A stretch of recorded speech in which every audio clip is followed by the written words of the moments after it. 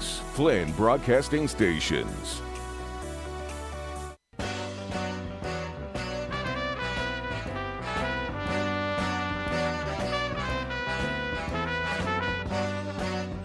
It's time for Wallow and Friends on Sports 56, presented by Homer Skelton Hyundai. Here's your host, the voice of the Tigers, Dave Woloshin.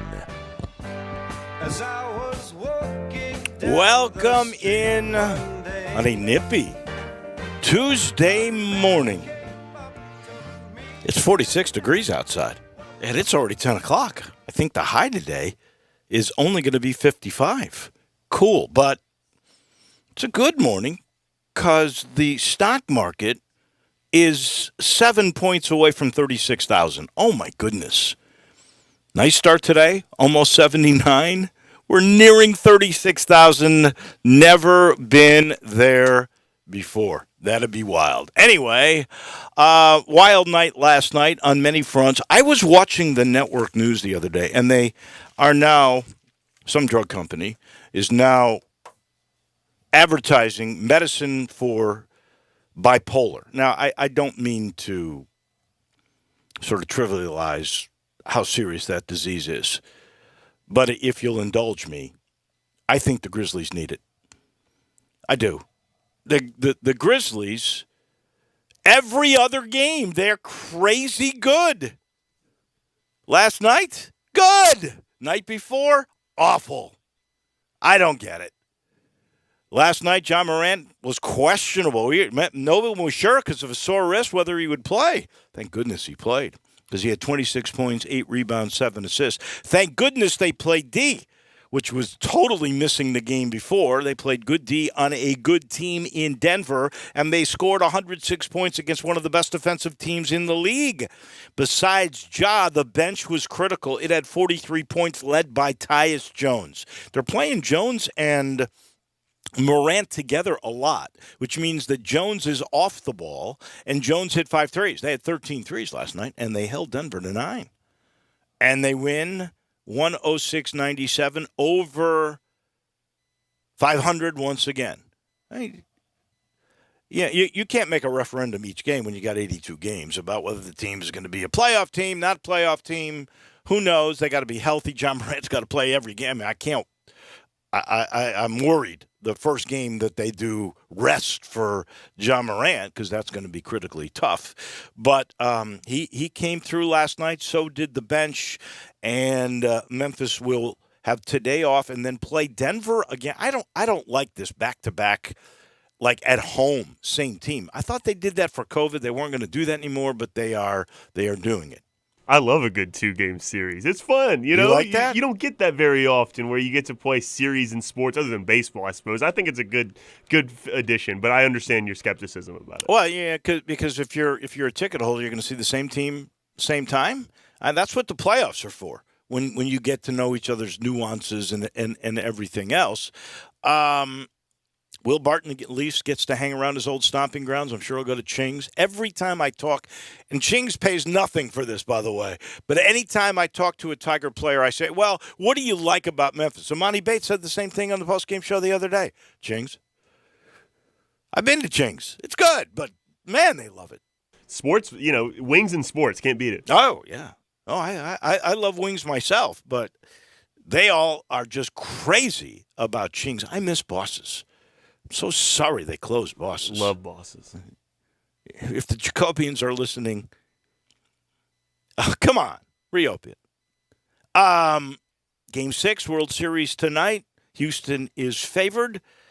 Max Fried on the mound. Luis Garcia. But both teams have really been very both pitchers, as good as they may be, have been very average in postseason.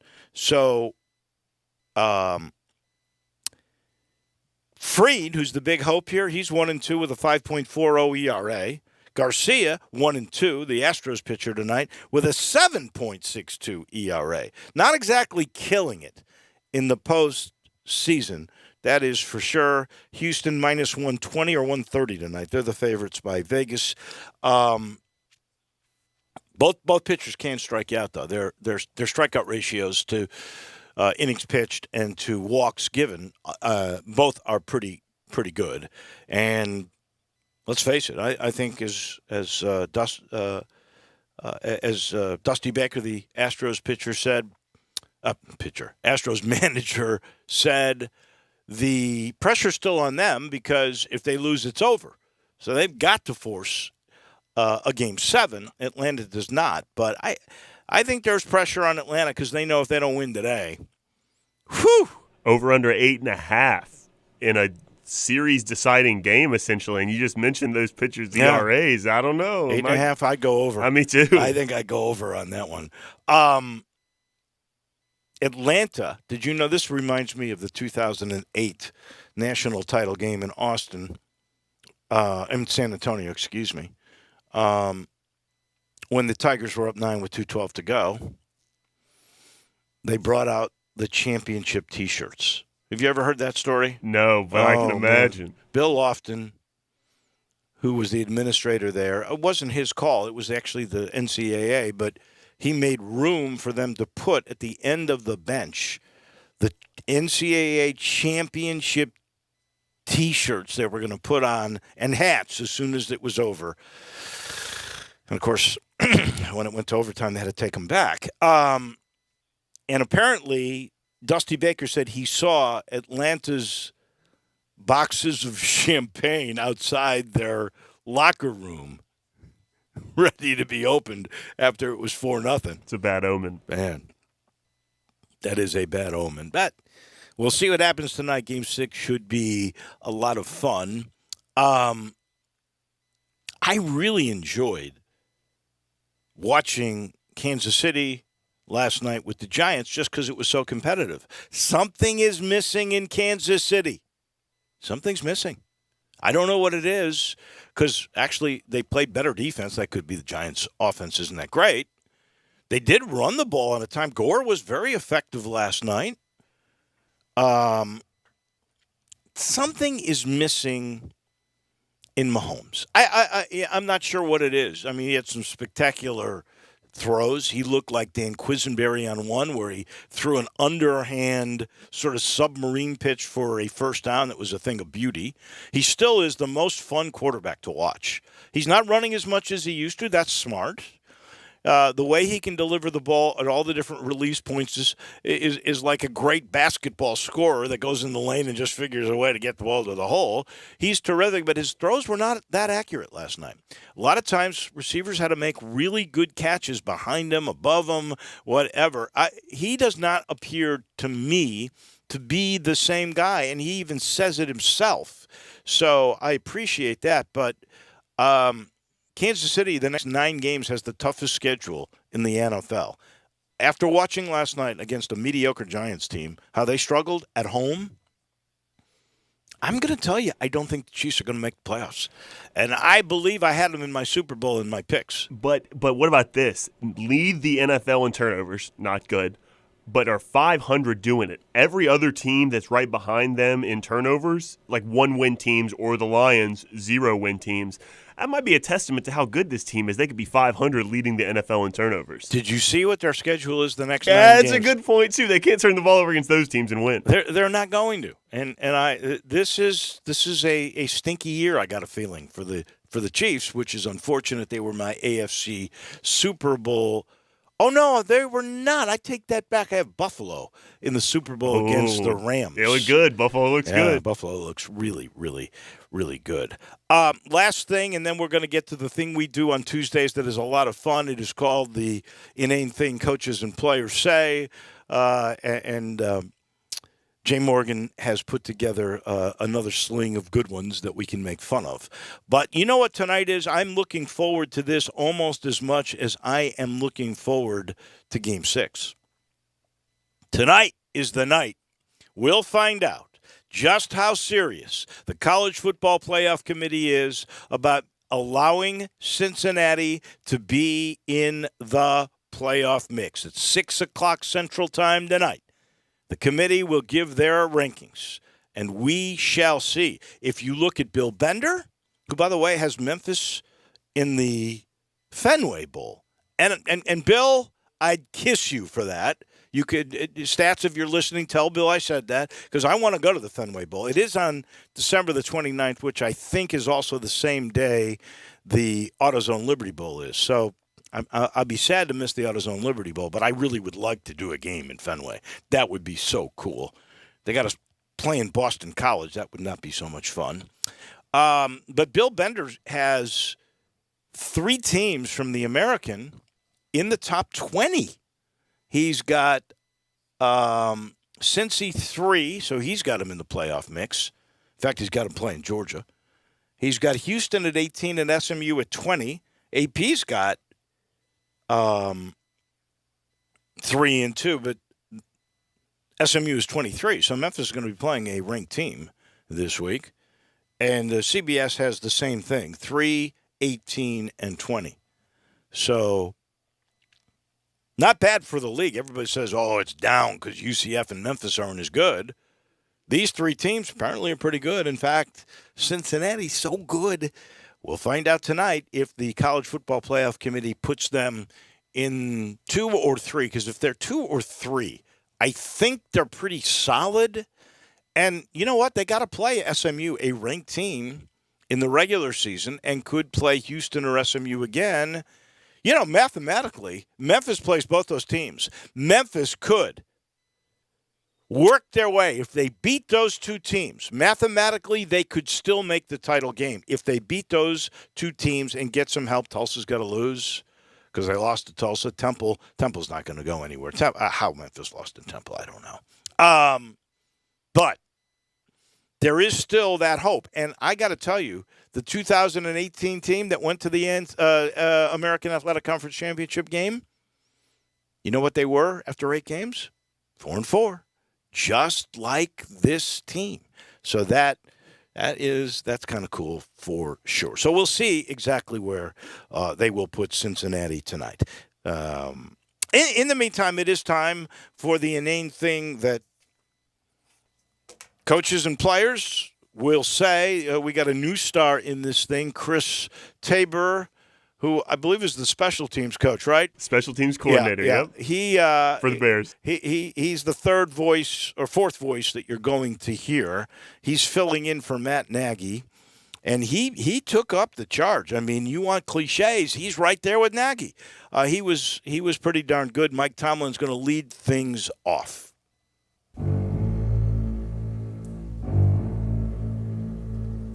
Whew, man, AFC North football. God, what are we, week 30, it feels like. Offensively, we were very anemic. It was a game of 2 halves. He's running behind his pads now. He's a big man. I mean, he's got a huge quads. Just be patient, be disciplined, be patient, be disciplined, be patient, be disciplined. My mindset is I never try to be too high, never be too low. It's part of being a leader, right? You can't be too high or too low. He's a rookie. You guys, like I said, you guys want to go ahead and make a bronze bus for him and Canton. In that sea of trash that we were in, that we had dug ourselves into, that we were floating in, he stuck out like, wow. In the second half, those timeouts are golden bricks to me. I compare it all the time to a three-point shooter in basketball. If they're struggling from three-point, they try to get to the line and see the ball go in. So I compare it a lot to that. You're going down a river and you have to figure out, hey, are we going to go right or are we going to go left? The fake field goal, man, was a bad call because we poorly executed it. And so I take responsibility for that. It's too risky. It's too risky. It's too risky. There's too many bad things that can happen. It's too risky. It's a bad call. You know, those are little things, and all those little things add up to the big thing. The calculated risk taken associated with the pursuit of victory, we do not run away from. We run to. In that room, I'm still going to jump in a foxhole with all those guys, and we're going to work to get better. And I know that's big coach speak. If you're winning, you're a winner. And if you're losing, you're a loser. We have short memories. Win or lose, and the only thing that matters is the next game. I'm going to evaluate all 20 whatever positions you have. You know, we're 8 games into a 17-game season, regular season. It's one game. We got 10 to go. You know, we're at the halfway point of the season. It's not the end of the season. It's the halfway point. There's still a lot of football. But we got a lot of football. A lot of football to be played. Got a bunch of games left. It's round 8 to us, right? Today was round 8 for us. We still got 9 left to play. Anything's possible. That was Ron Rivera, the voice of wisdom. He's struggling, obviously, in Washington. I like the best line. My favorite of all this was Mike White, the kid from Western Kentucky. The Jets come in, they upset Cincy. He's a big part of that. And Mike White, I love that. He said, I compare it all the time to a three-point shooter in basketball, and I'm assuming when he says that, he's talking about maybe completing a pass, seeing the field a little bit, and once you make that first three or you complete that first pass, floodgates open. That was good stuff for sure. Chris Tabor is the guy that said, I'll jump in the foxhole and which way on the river you're going to go. Picking up the charge from Matt Nagy. He's certainly not going to be my choice for head coach when they fire Matt Nagy, and I'm certain that's going to come. And Mike Tomlin's always good every week. I mean, he's going to say a few cliches. I still like the guy. Mike Tomlin was my favorite this week. I had two coaches, Mike Tomlin back-to-back with Frank Reich, admit that they were upset with their own play calling. Frank Reich, very genuine with it. He was very upset with the screen pass that resulted in the touchdown for the Titans. But Mike Tomlin seems like he at first was saying that it was a bad call, but then he blamed the players for executing it and then put the blame back on himself. Right. It seemed like he went back and forth with that a little bit. Not very sincere, well, it seems like. He says, I took it poorly executed, so I take responsibility for that. He's the coach, right? He is the coach. He did say, though, calculated risk taken associated with the pursuit of victory, we're not running away from, we're running to. That's poetic. I loved it. That was good. Frank Reich, man, he was mad at himself. Too risky! Too risky. How many times did he say too risky? Like 4 times. Yeah, it was good. It was good. Those are the inane things that you get from coaches and players in the National Football League. More on that coming your way in just a matter of moments. Jeff Moore, our man that we sort of put the week 8 to bed, which is no longer the halfway mark, right? Because we got 17 weeks.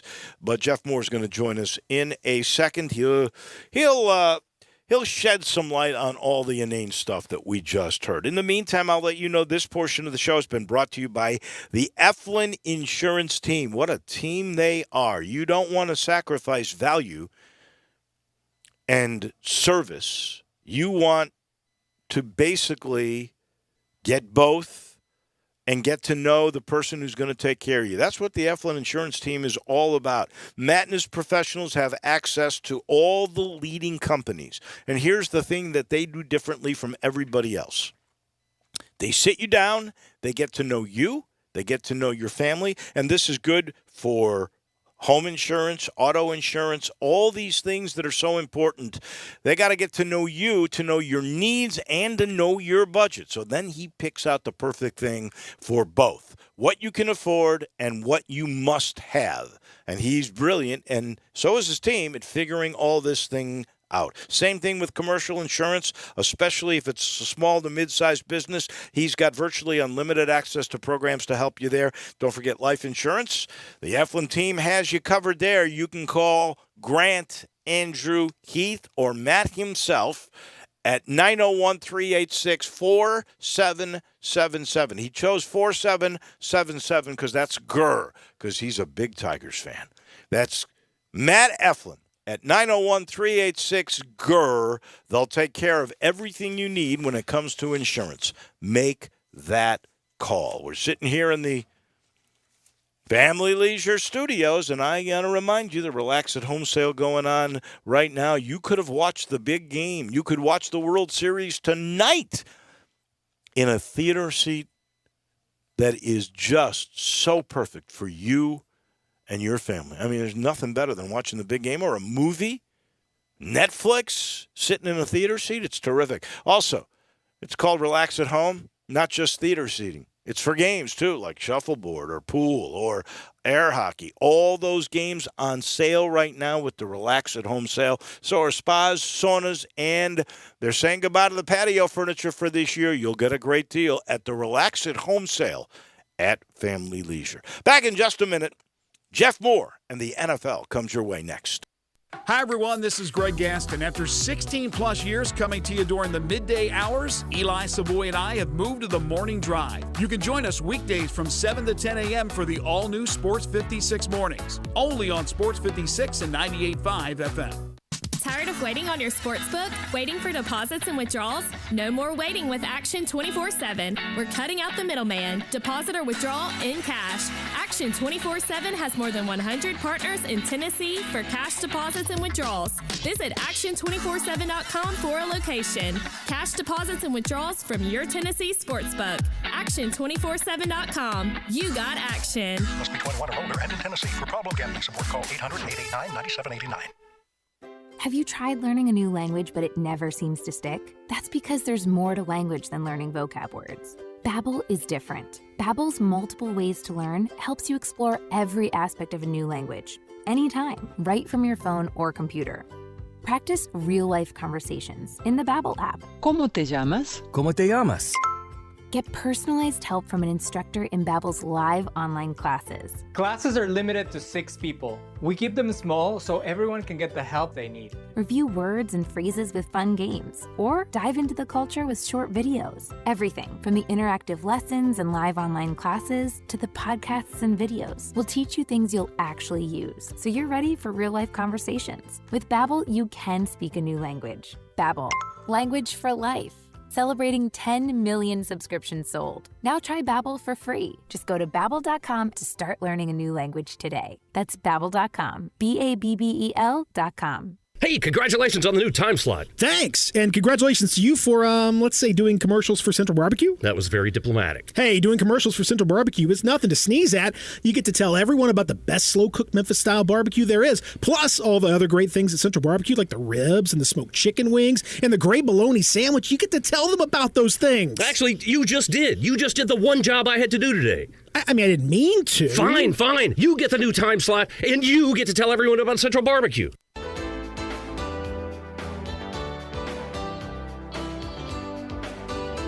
Now, back to Wolo and Friends on Sports 56, presented by Homer Skelton Hyundai. Here once again is the voice of the Tigers, Dave Woloshin.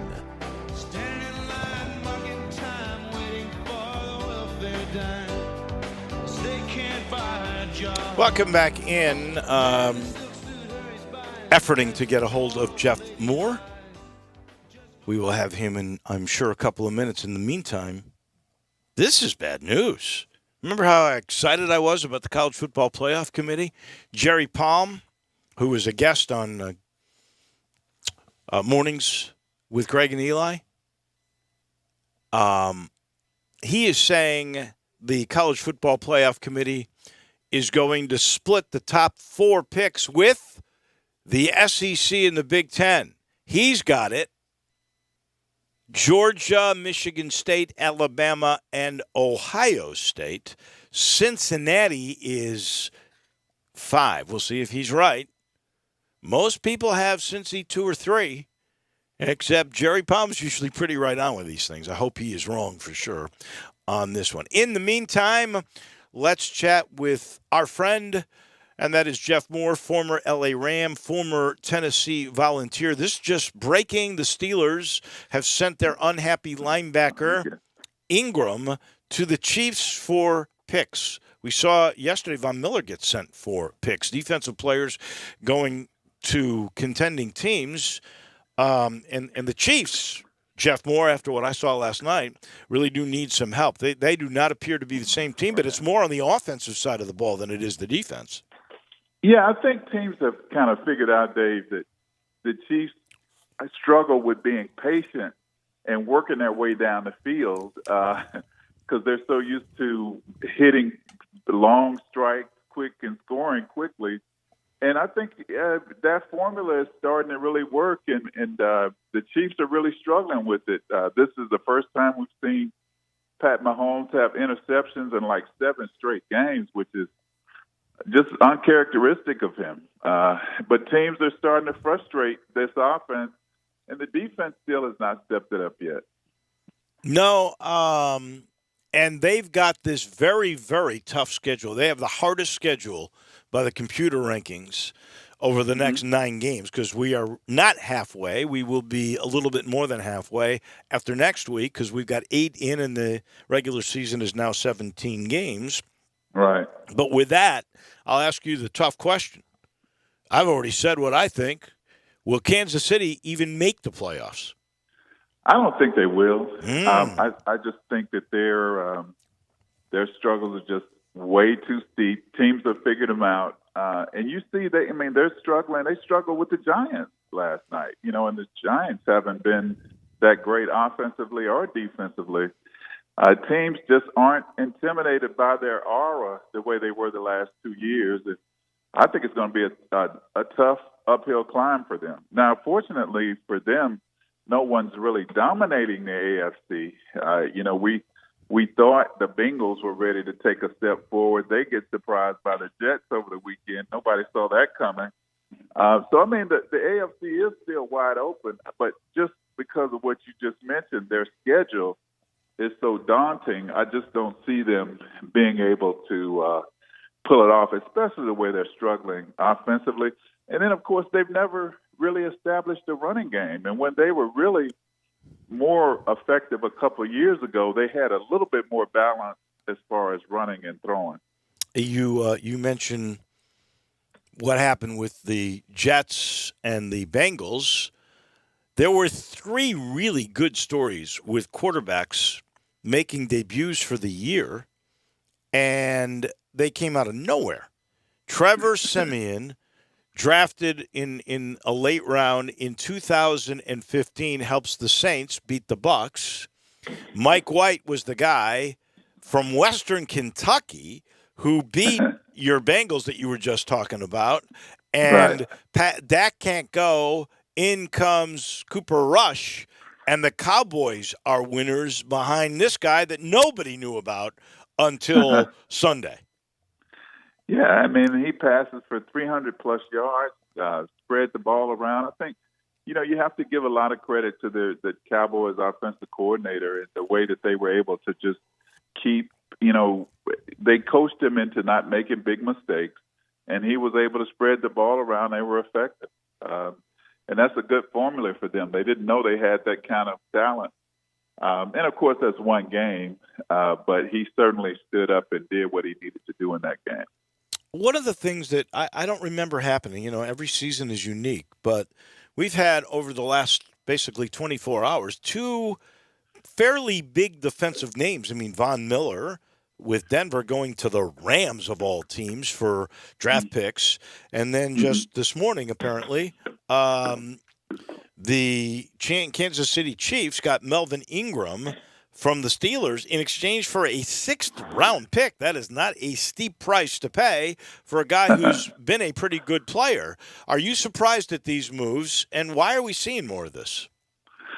Well, I think just a combination of supply and demand. I think teams are just realizing when they've got to move a player and,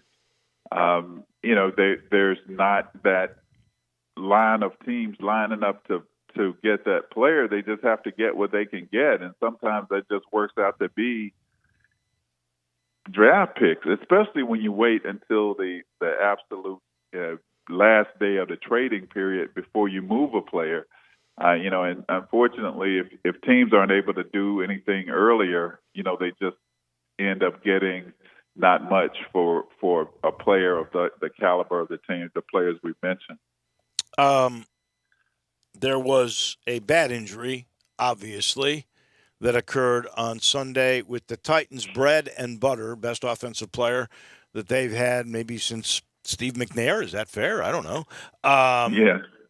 He goes down, a foot injury, obviously going to require surgery. The earliest he could come back would be the playoffs, and who knows about that. They just got Adrian Peterson at 36 years of age to come on board. I think he signed actually as a scout team player just so they can see whether he's fit enough to play. What happens with the Titans? What does this do to them? Man, it's going to be tough. I think they're going to have to. Their quarterback, Ryan Tannehill, is going to have to step it up. Their receivers are going to have to step it up. Hopefully they can get Julio Jones back in the lineup. But this is a veteran-tested team, and I think the veterans in that locker room are going to rally. And I think they're going to be okay. Their division, outside of the Colts, I think they'll be okay in winning the division. It's when they get down to the playoffs that it could be a challenge, and they just have to weather the storm. But it's definitely big blow for them because teams really have to play them differently when Henry's in the lineup because they're just so balanced.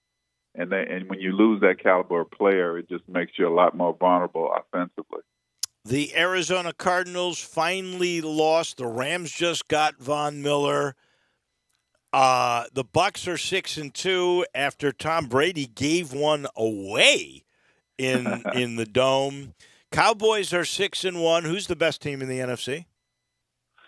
I think the Packers right now. I think for the Packers to go on the road and beat the Cardinals the way they did without their top two receivers, and of course we know Aaron Rodgers is one of the best quarterbacks in the league. I think right now they're neck and neck with the Rams. I think the Rams, if Von Miller turns out to be any close to the version of Von Miller that we saw was an MVP in the Super Bowl, that defense just gets better. They're leading the league in takeaways. I think the Packers and the Rams are right there together. The Detroit Lions are the worst team in the NFC. I think we know that. I think they're the worst team in the National Football League.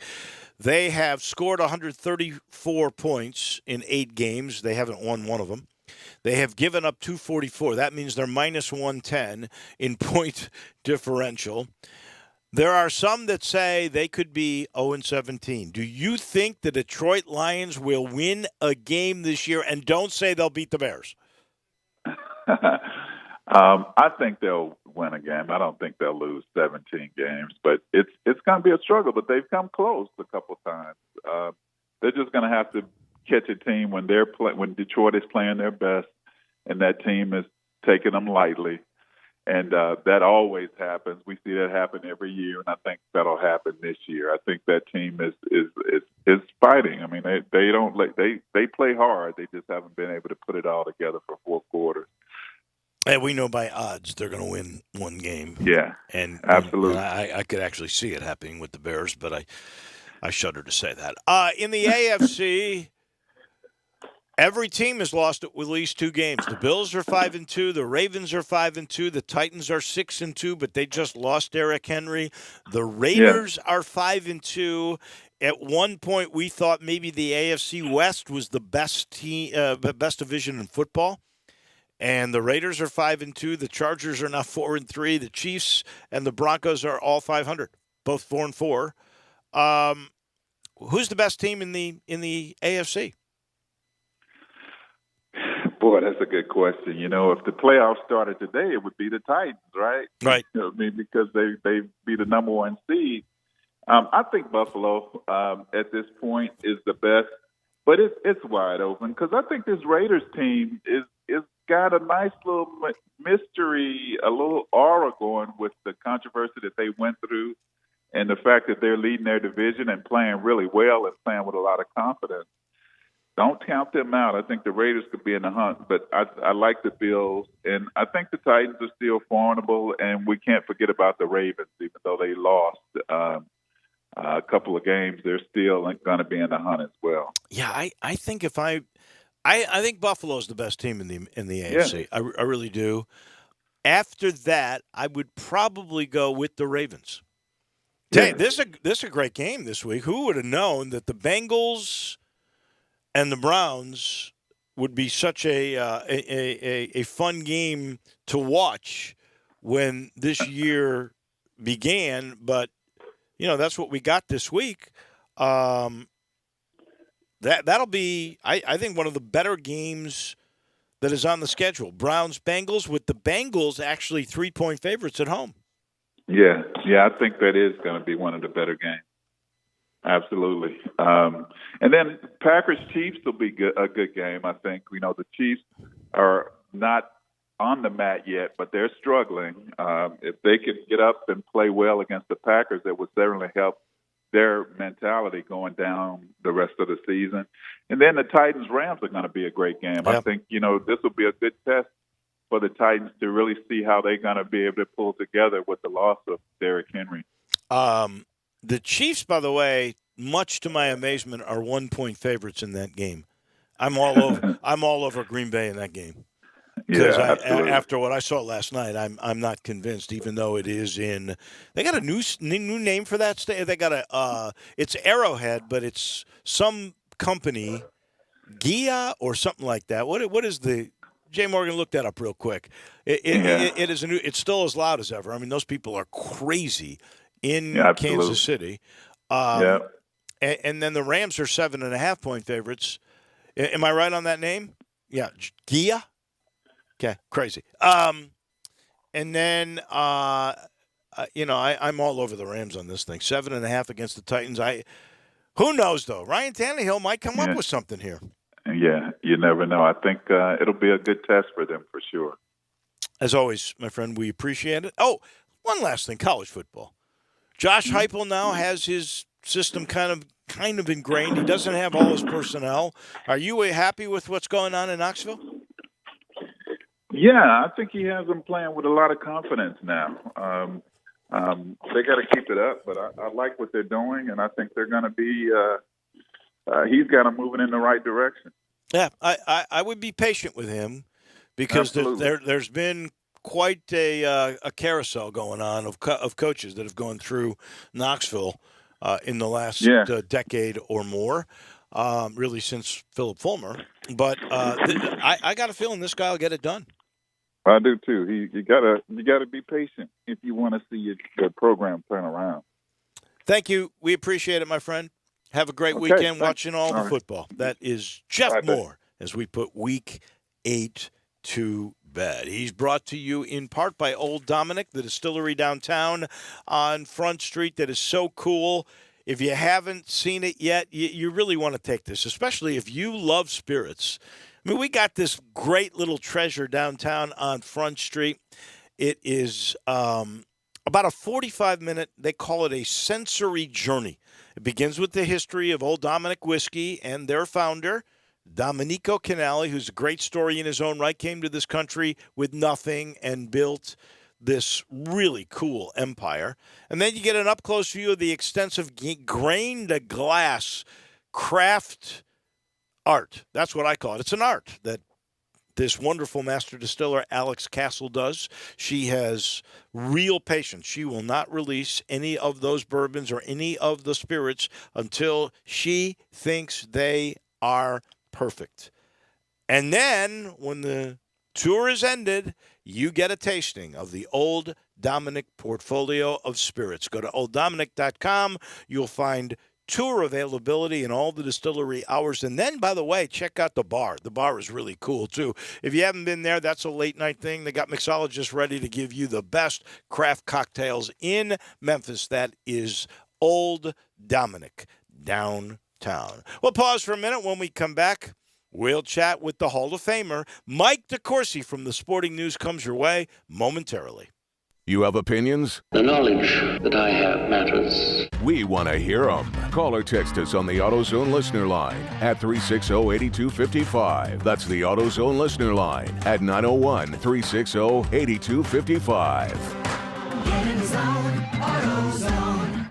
I'm Sheldon Rosengarten, and I'm with you, Mallory, and we're both with Marks Bensdorf Realtors. Well, a lot of people think about buying or selling a home being as much fun as having root canal. We can tell you that if you go about it the right way, it's like winning the lottery. That's right, Sheldon. If you prepare prior to your home search or home sale, which includes using us as your agents, you'll feel like you've accomplished every objective you set out to attain, and you've won the lottery. If you value experience and knowledge and rely upon those that can guide you to a successful conclusion, there's no better call to make than to us. Even after talking to 2 to 3 other real estate brokers, most people come back to us because their friends have told them that when you want the job done, call Shell Done. Or Mallory Moves Memphis in whatever part of town you're in. Call or email me at 483-0546 or memphisrelocate.com. Or you can reach me, Hugh Mallory, at 497-9756. That's Shell Done Rosengarten at memphisrelocate.com or 483-0546. Do it now so you can win the lottery. They say this game can take you far. Your moves can take you further. Make moves that start movements. Hennessy, spirit of the Memphis Grizzlies.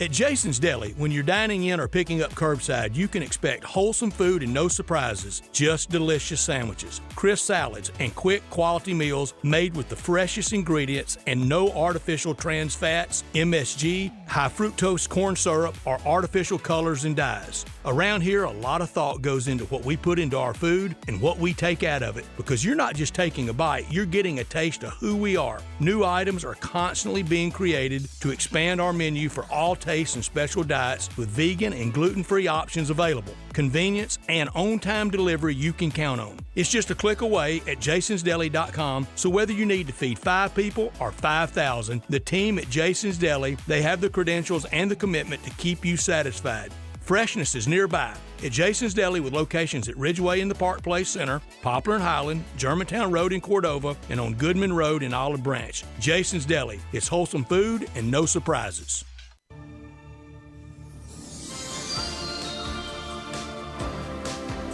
Now, back to Wolo and Friends on Sports 56, presented by Homer Skelton Hyundai. Here once again is the voice of the Tigers, Dave Woloshin.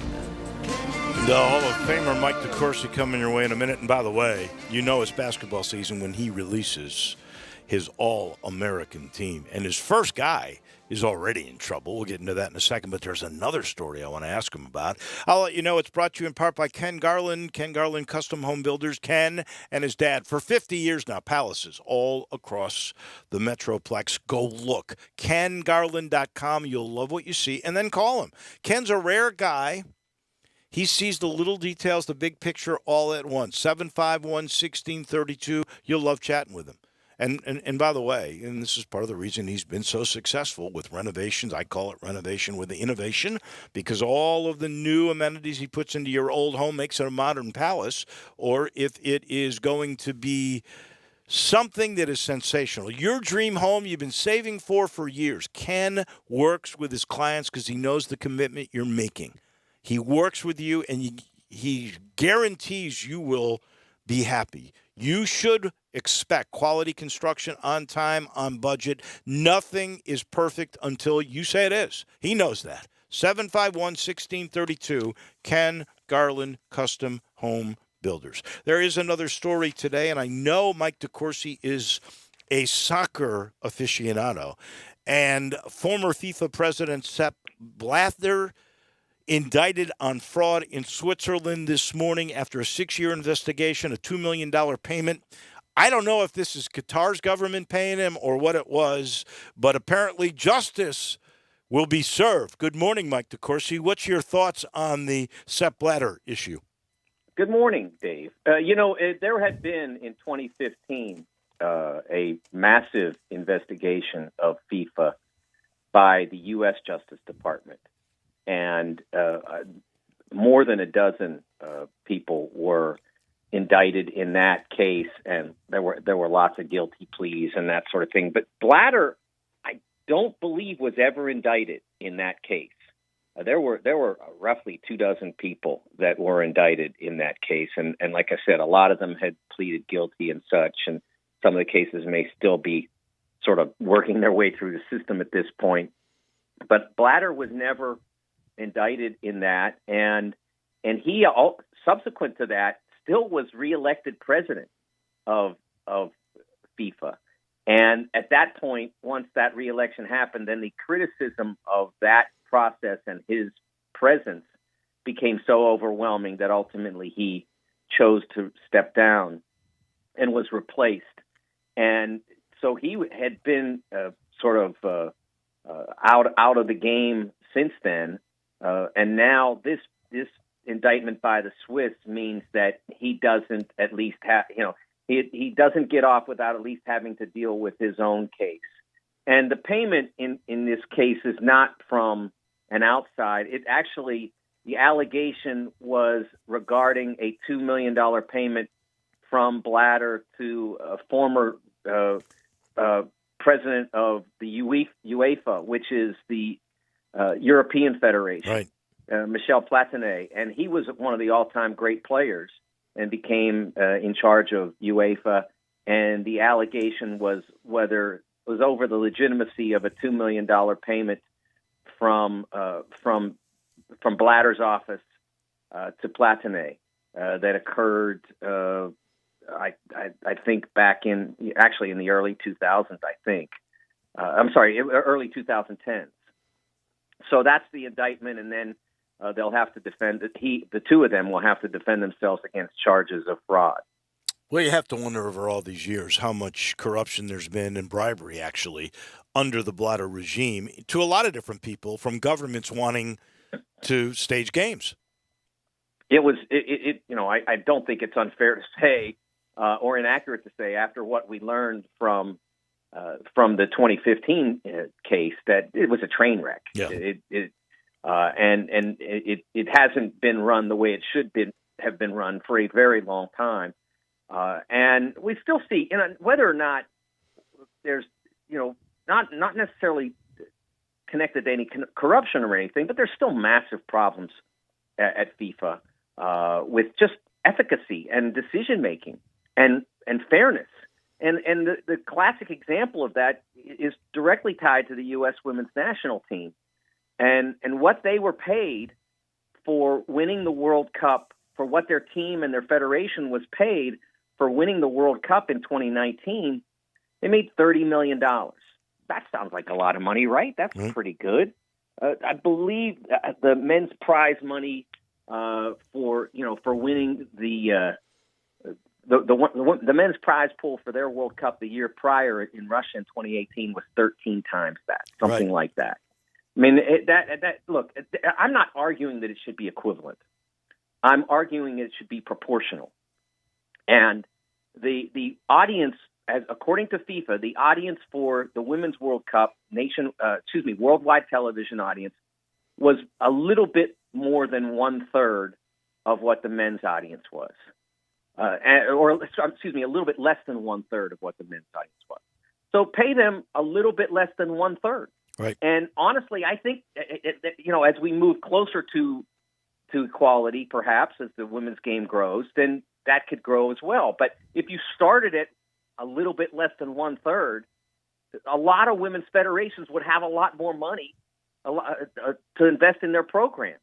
And the women who play for the U.S. women's national team would get a lot more money than they get, and they wouldn't be so mad at the U.S. Federation for what they do get. And that's a huge problem. Yeah. And the ratings in the United States would have been better than 1/3 of what the men's were overall. Yes. Because the women are so good here, and as a television attraction, the Women's World Cup is still, if the women make the final, that's going to draw a number probably equivalent to or superior to the Men's World Cup final. But overall, the Women's World Cup does not draw the audience that the Men's World Cup does. So it's still not quite equivalent, but it's pretty close here. But even if, like I said, worldwide, it was 1.1 million, I think, for the women and 3.4 for the men, something like that. Those are FIFA's own numbers, but they don't live up to those numbers when it comes time to write the check. Yeah, well, I've got a feeling it'll be a little bit closer the next time around because of the light that is being shown on FIFA. In the meantime, let's get to your Sporting News All-American teams. I commend you because I think Amani Bates is really going to be special after watching him the other day. He's on your second team. You've got Kofi Cockburn leading the way at center on your first team, and then they just suspended him 3 games for basically doing something that about, a month or 6 weeks later he would have been able to do through the NIL? Yes, it's true. He sold some of his gear, uniform, whatever, shoes. I don't know exactly what particular item, but some of his gear he sold while he was in the draft process and thinking he was not heading back. And then it came to him that he decided that it would be best to come back. And so I believe he made the sales in May or June. And, of course, by July 1, that was permitted. And so probably had to make there had to be some accommodation for this under NCAA rules, and I totally get that. But hitting him for 3 games is ridiculous.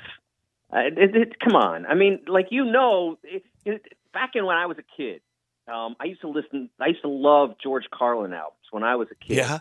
And he did this bit about the fact that, like, in the early 60s, you couldn't eat meat on Fridays all year round if you were Catholic. And then they changed it to it was only during Lent. So, and he said, one of my all-time favorite jokes, he said, but I bet there's still some guys in hell doing time on a meat rack. And it's the same thing, right? Right. You know, I mean, it's the exact same concept. The rule changed, and he's still, you know, doing time on the wrap. So it's ridiculous. Look, make him give the money back. He's already done that. He had to donate however much he made on the proceeds of those sales to charity. He had to make a donation. He's already done it. Take a game. You know, they open against Jackson State. Okay, you can't play Jackson State. You know, don't do it again. Well, now it's legal. Okay, so you can't do it again. I mean, come on. What are we doing here? It's just silly. And the NCAA should be beyond that by now. Your first team, give it to me, and who was the easiest pick of the 5? Well, the easiest pick is Drew Timme. He was really he and Coburn were both on our second team last year, so they were pretty easy picks. And they're both centers. I mean, how many times we can see 2 centers on an All-American team? Well, it seems like we're going to do that from now until the NBA decides that they like centers again. I guess.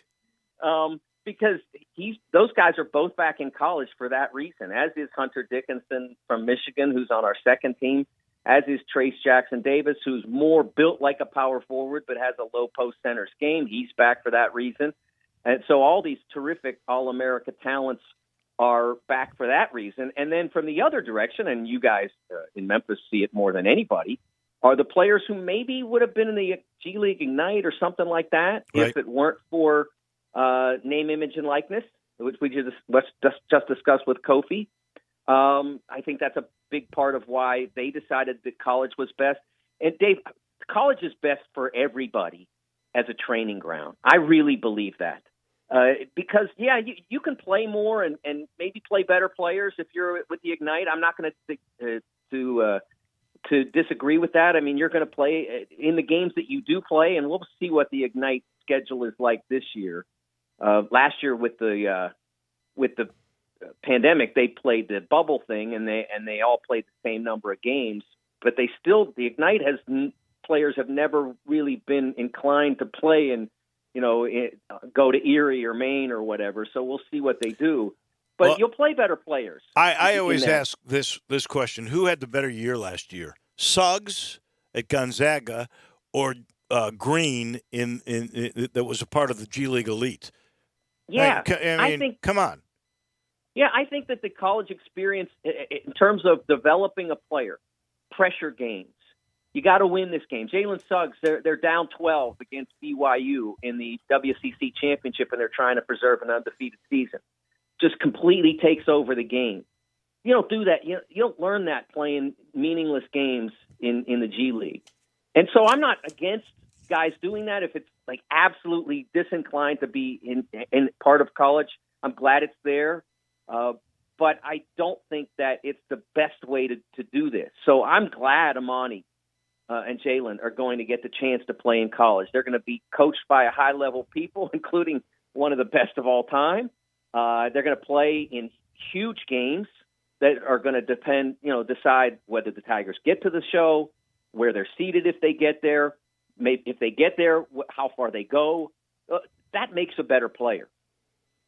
I agree. And you just look at Suggs, who played to pack houses all over the country, flew in charter jets, stayed at great hotels, got national TV exposure, and you were playing in an empty stadium riding a bus with the G League Elite. It's not even close.